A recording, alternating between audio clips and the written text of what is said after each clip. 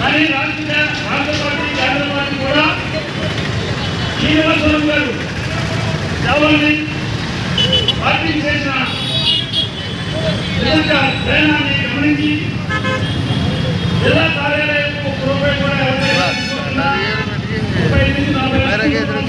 పెట్టే నిర్మాణం చేయడం అని స్వయంగా రాష్ట్ర అధ్యక్షులు సురేంద్రేశ్వర్ గారు నిర్మాణం వచ్చి ఆ కార్యాలయంతో పాటు ఈ రాష్ట్రంలో ఉన్న కార్యాలయాన్ని ప్రారంభించలేదు. ఇవన్నీ గమనించిన రాష్ట్ర పార్టీ కేంద్ర పార్టీ పరిషత్తులు సరైన వ్యక్తి ఎవరైనా ఉన్నారంటే శ్రీనివాసరావు గారని చెప్పి బాగా ఏం చేసి పార్టీ యాత్రని ఇవ్వాలని చెప్పి ప్రయాణం చేసే శ్రీనివాసరావు గారికి మనందరం తెలుస్తుంది. కానీ పార్లమెంట్ అభ్యర్థి సింగ్ కాదు, పార్లమెంట్ ఎన్నికలంటే సింగ్ కాదు. కానీ అప్పటికే మనం ఈ జిల్లాలో ప్రతి కార్యకర్త ప్రతి మండలం నుంచి ప్రతి అందరినీ జరగారు మీరు మాట్లాడుతున్న అందరూ కూడా శ్రీనివాసరావు గారిని నెగ్గించుకోవాలనే ఒకే ఆలోచనలో మనకి కావాల్సిన డబ్బు కాదు, మనకి కావాల్సిన ధనం కాదు, మనకి కావాల్సిన బిర్యానీ ప్యాకెట్ కాదు. మనం శ్రీనివాసరావు గారిని నెగ్గించుకుంటేనే ఈ జిల్లాలో భారతీయ జనతా పార్టీ ఆలోచనలో మరి నిరంతరం 40 రోజులు కష్టపడి ఈ నర్సాపూర్ పార్లమెంటులోనే అత్యధిక మెజార్టీతో 2 లక్షల 60,000 వాటితో మనం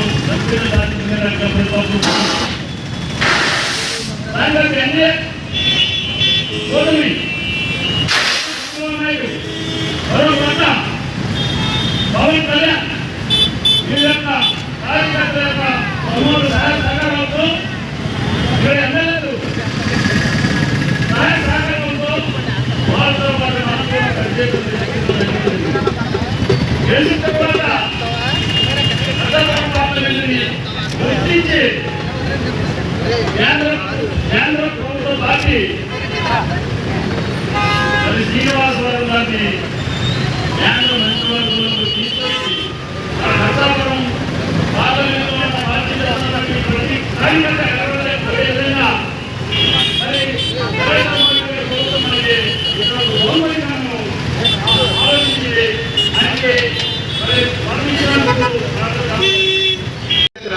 ఆంధ్రప్రదేశ్ బాగుపడుతుందని చెప్పి అందరూ చాలా బాధపడి చాలా బాధపడేవారు. అటువంటిది మన కేంద్ర మంత్రి భీమవరం ముద్దుపెట్టాలని మన అందరూ గర్వంగా చెప్పుకునేందుకు ఎంతో అవకాశం, ఎంతో బాగా చాకచక్యంగా పనిచేస్తున్న వర్మ గారు ఈరోజు ఆంధ్రప్రదేశ్ ప్రజలందరూ మెచ్చుకునే రకంగా పనిచేస్తున్నారు. ఇది రోడ్లు భవనాల శాఖ మంత్రి గారిని అడిగి 100 కోట్ల రూపాయల ఔషధ పనులకి భీమవరం చిరకాల కోరిక నెరవేర్చారు. మొన్న ఆరోగ్య శాఖ మంత్రి గారి దగ్గరికి ఏంటంటే మన ఎమ్మెల్యే గారు అంజబాబు గారు వర్మ గారు అడిగారని చెప్పి ఆగిపోయిన మన హాస్పిటల్, గవర్నమెంట్ హాస్పిటల్కి 25 కోట్ల రూపాయలు తీసుకొచ్చారు. 1 కోటి రూపాయలు తీసుకొచ్చి ఏదైనా కోతులు బాగుంటామా అనే పరిస్థితి నుంచి ఇవాళ మన కేంద్ర సర్కార్ కూడా, మోడీ గారి ఆశీస్సుల మూల, మన వర్మ గారి కృషి మూల ఇక్కడ 100 కోట్ల రూపాయలు తెచ్చుకోవాలని అందరూ సంక్రాంతిని సంబరాలు చేసుకుంటూ ఉంటే ఆంధ్ర రాష్ట్రం అంతా కూడా సంబరాలు చేసుకునే రకంగా మా నాన్నగారు ఆ ఉక్కు ఉద్యమం గురించి విశాఖ ఉక్కు ఆంధ్ర హక్కు అనే ఉద్యమంలో పాల్గొన్నారని గర్వంగా చెప్పుకునేవాడు. కానీ మన తర్వాత తరాల వాళ్ళు అందరూ కూడా విశాఖ ఉక్కు నిలబడిందంటే భీమవరం బీజేపీ వర్మ గారు తీసుకొచ్చిన నిధి వల్ల చరిత్రలో నిలబడిపోతారు. ఈ రోజు మన బీజేపీ వర్మ గారికి కృతజ్ఞతలు తెలియజేస్తున్నాం.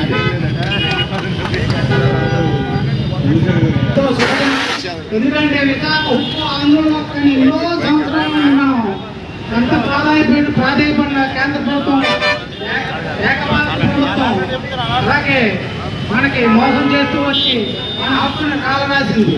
అలాంటి ఉప్పు పరిశ్రమని ఈరోజు మనవాడు అందరివాడైన మన ఎంపీ భూమిలో శ్రీనివాసరావు గర్వం అయింది. ఎందుకంటే అలాగే ఎన్డీఏ కూటమిలో ఉన్న ప్రతి నాయకుడు, అలాగే మా ముఖ్యమంత్రి గారైన తెలుగుదేశం పార్టీ ముఖ్యమంత్రి గారు శ్రీ నారా చంద్రబాబు నాయుడు గారు అవనివ్వండి, అలాగే కొన్నిదేళ్ళ పవన్ కళ్యాణ్ గారు డిప్యూటీ సీఎం గారు అవనివ్వండి, అందరూ కృషి చేసి నరేంద్ర మోడీ గారితో మాట్లాడి ఈసారి దీనికి పరిష్కారం, శాశ్వత పరిష్కారం కావాలని ఈ రోజు సుమారు 19,000 కోట్ల దానికి ఆదాయం తెచ్చడానికి ఇచ్చారు. అలాగే మన ఆంధ్రుల ఆశాజ్యోతి లాంటి ఉక్కు పరిశ్రమను కాపాడుకున్న మన ఆంధ్రులు అందరిపైన ఉంది. అలాగే ప్రత్యేకించి మన శ్రీనివాసవరం గారు భారీ ఉక్కు శాఖ పరిశ్రమలో సహాయ మంత్రిగా ఉన్నారు. ఆయన కృషి అనలేనిది. ఆయన ఇప్పుడే కాదు, ఎప్పుడూ కూడా రూపాయలు సంపాదించుకోవడం చదవదేంటి, ఆ పూర్వం ఇచ్చిన ఆస్తి తప్ప ఏదన్నా ఉంటే ఆయన సొంత స్వార్థంగా నష్టపడినప్పుడు తప్ప ఎలాగా చేద్దాం ప్రజలకి. కింద స్థాయి నుంచి వచ్చి కింద స్థాయి ప్రజల గురించి ఆలోచించే ఏకైక రాజకీయ నాయకుడు ఆయన. మధ్య తగ్గట్టు ప్రజల గురించి ఆలోచించే ఏకైక నాయకుడు ఆయన. ఆయన ఎప్పుడు కూడా, ఎందుకంటే వరుణ్ గారు మేము ఒకే కాలనీ, ఒకే వార్డు, ఒకే పక్కన ఉన్నాం. మాకు నాయకత్వం అయింది, మా వార్డును కూడా ఎంతో అభివృద్ధి చేశారు. ఆయన అప్పుడే చెప్పడం జరిగింది, ఆయన ఫలితాన్ని ఏంటో అప్పుడే మేము చూసాం. ఎలాగంటే ప్రతి చిన్న విషయం కూడా కూలంకషంగా చర్చించి ఇది ఎలా చేస్తే బాగుంటుంది, అలా చేస్తే బాగుంటుంది అని ఆయన మొక్కవని చేస్తే ఈ రోజున భారతదేశానికి ఒక ఆణిముత్యం లాంటి నాయకుడు దొరికాడు మనకి మంత్రి కదా ఆయన. అలాగే కూటమి తరపున ఏర్పాటు చేసినటువంటి బీజేపీ ఎంపీ భారీ పరిశ్రమల సహాయ మంత్రి శ్రీనివాస భూపతిరాజు బీజేపీ వర్మ గారికి ధన్యవాదాలు తెలుపుకోవడానికి చేసినటువంటి యొక్క కార్యక్రమం అందరికీ చేసినటువంటి అందరి నాయకులకు కూడా ప్రతి ఒక్కరికి కూడా నేను ధన్యవాదాలు తెలుపుకుంటూ, ప్రతి విషయంలోనూ ఎన్డీఏ కూటమి తన మార్గం చూపిస్తూ ఈరోజు జగన్మోహన్ రెడ్డి ప్రభుత్వం ఉన్నప్పుడు 2019-2024 మధ్య కాలంలో ఆ రోజు ప్రైవేటీకరణని వ్యతిరేకిస్తూ మరి చేసినటువంటి పోరాటంలో ఆ రోజు పవన్ కళ్యాణ్ గారు వైజాగ్ వెళ్ళి వాళ్ళందరికీ కూడా మాట ఇవ్వడం జరిగింది. ఆ మాట ప్రకారం జనసేన, బీజేపీ, టీడీపీ 2024లో కలిసి పోటీ చేసి ఆంధ్రప్రదేశ్కి కావాల్సినటువంటి అన్ని వసతుల్ని, సదుపాయాల్ని కల్పించే విధంగా మరి ఈ రోజు కూటమి తరఫున గంటల్ని గెలిపించి అక్కడ పంపించినప్పుడు మన భీమవరం నర్సాపురం పార్లమెంట్ అభ్యర్థి శ్రీనివాస వర్మ గారిని అత్యధిక మేరతో గెలిపించి మనం పంపించినందుకు మన భారతదేశానికి, అదేవిధంగా మన ఆంధ్రప్రదేశ్కి శ్రీనివాస వర్మ గారు వచ్చిన వెంటనే చేసినటువంటి ప్రత్యేక శ్రద్ధ చూపించి మరి ఆంధ్ర ఎంతగానో ఆత్మగౌరవంగా ఆ రోజు బలిదానాలు చేసినటువంటి ఎంతో మంది పోరాట స్ఫూర్తితోటి ఆ రోజు ప్రాణాలు అర్పించి విశాఖ ఉక్కును కాపాడుకుని ఏర్పాటు చేసినటువంటి విశాఖ ఉక్కును ఎట్టి పరిస్థితుల్లో కూడా ఇంత భారీ విజయాన్ని అందించినటువంటి ఆంధ్రప్రదేశ్ ప్రజలకు, భారీ పరిశ్రమ శాఖ మంత్రిగా నాకు అవకాశం కల్పించినట్టు ఆంధ్రప్రదేశ్ ప్రజలకు, కార్మిక, కర్షక, దళిత, పీడిత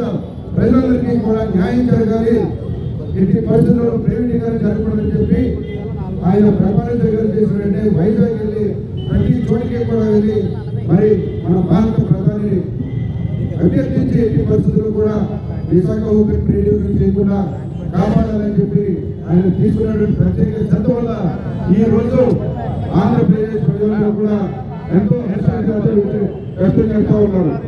మామూలు విషయం కాదు. ఒక జాతీయ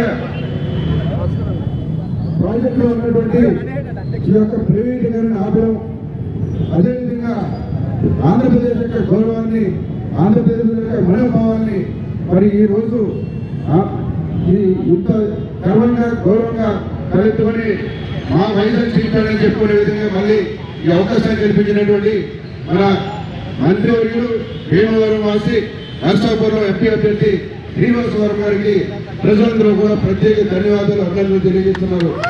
స్టార్ట్ అవుతుంది. అలాగే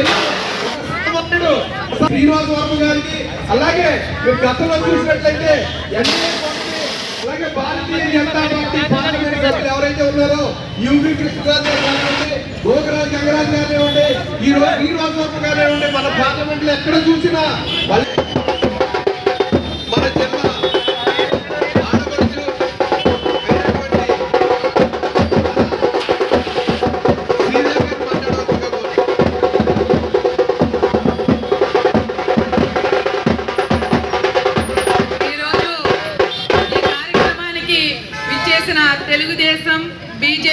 జనసేన కూటమి అభ్యర్థులందరూ 40 కోట్లు నిధులు శాంక్షన్ చేయడం అనేది చిన్న విషయం కాదు. ఒక పెద్ద ఘన విజయంగా మనం అందరం తెలుసుకోవాలి. ఏదైతే ఉక్కు మనిషి మన శ్రీనివాస వర్మ గారు, కోమటి శ్రీనివాస వర్మ గారు, ఆయనకే సాధ్యం ఇలాంటి ఘన విజయాలు. కుమారస్వామి గారిని తీసుకురావటం, దాంట్లో ఉన్న సమస్యల్ని పరీక్షించి కేంద్ర ప్రభుత్వం దృష్టిలోకి తీసుకెళ్ళటం, వెంటనే ఇది ఎన్నో సంవత్సరాల నుంచి ఉన్న ఈ ఏదైతే ఇబ్బంది వెనకబడిన పరిస్థితుల నుంచి ఈవేళ ఊరటను కల్పించి ఆంధ్ర రాష్ట్రంలోనే ఒక సంచలనమైన సంక్రాంతి పండుగ చేసుకునే అవకాశాన్ని కల్పించింది ఎవరు అంటే ఈవేళ నరసాపురం పార్లమెంట్ ఎంపీగా స్టీల్ సహాయ మంత్రి కోమటి శ్రీనివాసరావు గారిని ఈ సందర్భంగా మనం అందరం తెలియజేసుకోవాలి. ఆయనకి మనస్ఫూర్తిగా మనందరం కూడా ధన్యవాదాలు తెలియజేసుకోవాలి. 6 నెలల కాలంలోనే గవర్నమెంట్ నుంచి తలెప్పులు బైపాస్ కానివ్వండి, డయాలసిస్ మిషన్స్ కానివ్వండి, ఈవేళ విశాఖ కానివ్వండి, ఏ విషయంలో ఆయన పరిస్థితి చూపించారు. ఒక సాధారణ కార్యకర్తని ఎంపీ చేయడం వెనుక వ్యక్తి కోమటిరాజు శ్రీనివాసరావు గారు. ఈ కోమటిరాజు శ్రీనివాసరావు గారికి కేంద్రంలో నిర్మలా సీతారామన్ గారు నరేంద్ర మోడీ గారు కూడా అండగా ఉండి ఆయనకి ఈవేళ ఘన విజయాన్ని ఆంధ్ర రాష్ట్రానికి ఒక ఉక్కు సహాయ మంత్రిగా ఉన్న కోమటిరాజు శ్రీనివాసరావు గారికి ఈవేళ మనం ఇవ్వడం అనేది బీజేపీ నాయకులందరూ కూడా గర్వంగా తీసుకుని మనం ఈవేళ ప్రకటన చేసుకోవాలి. ఇంకా రాబోయే 4 సంవత్సరాలలో కూడా అనేక కార్యక్రమాల్లో ఈ నరసాపురం పార్లమెంట్ కాదు, ఆంధ్ర రాష్ట్రంలోనే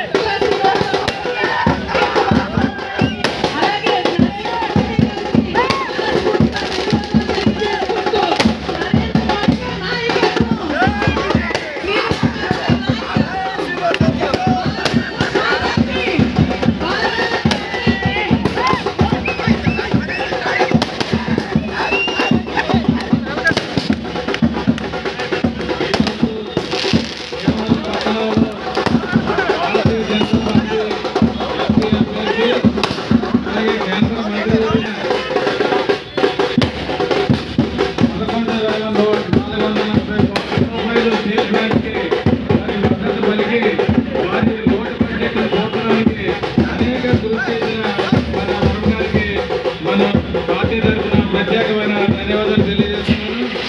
నరేంద్ర మోడీ గారికి అత్యంత ప్రీతిపాత్రుడైన మన శ్రీనివాసరావు గారు అవసరం నుంచి తీసుకురావడం మన నరసాపురం పార్లమెంట్ ప్రజలందరికీ కూడా గర్వకారణం.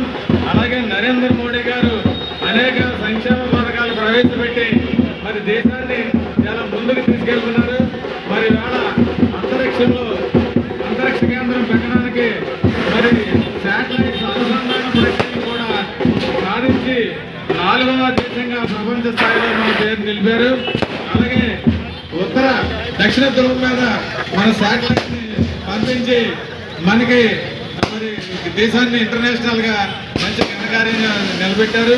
అలాగే డిఫెన్స్ రంగంలో మనకి ఇప్పుడు 3 జలాంతర్గాములు ప్రవేశపెట్టి మరి భారతదేశాన్ని ఒక సురక్షితమైన దేశంగా తీర్చిదిద్ది మన దేశానికి మంచి గౌరవాన్ని తీసుకురావడం జరిగింది. ప్రపంచంలోనే మోడీ గారు మరియు నిన్న కాకుండా 2 లక్షల కోట్లతో విశాఖపట్నంలో ఆంధ్రప్రదేశ్ అభివృద్ధి కోసం శంకుస్థాపన చేసుకోవడం జరిగింది. అదేవిధంగా కంప్లీట్ అయినటువంటి ప్రాజెక్టుని మనం ఛార్జ్ అంకితం చేయడం జరిగింది. మరి ఈరోజు దయచేసి అందరూ ఒకసారి కావాలి, ఎమ్మెల్యేలు వచ్చారు, స్థానిక శాసనసభ్యులు వచ్చారు, అందరూ కూడా ఇటువైపు రావాలి. పెద్దలు వాళ్ళు మాట్లాడతారు. భారతీయ జనతా పార్టీ జనసేన కూటమి నాయకులందరికీ కూడా స్వాగతం సుస్వాగతం.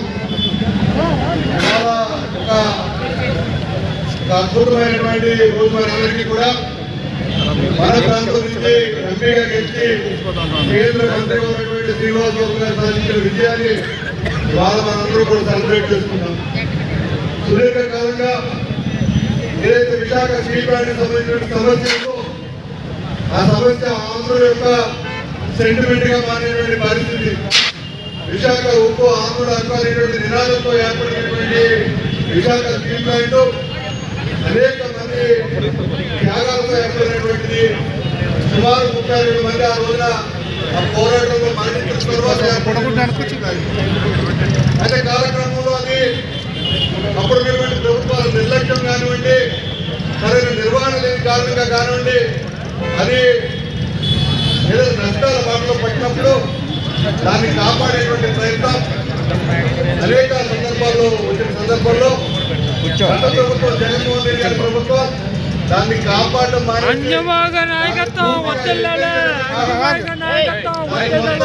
చేసి దానంతా ఒక రియల్ వ్యాపారం చేసి ఆ 30-40 వేల ఎకరాల్ని క్యాపిటల్ సిటీగా మార్చడానికి ప్రయత్నం చేసినటువంటి సందర్భం.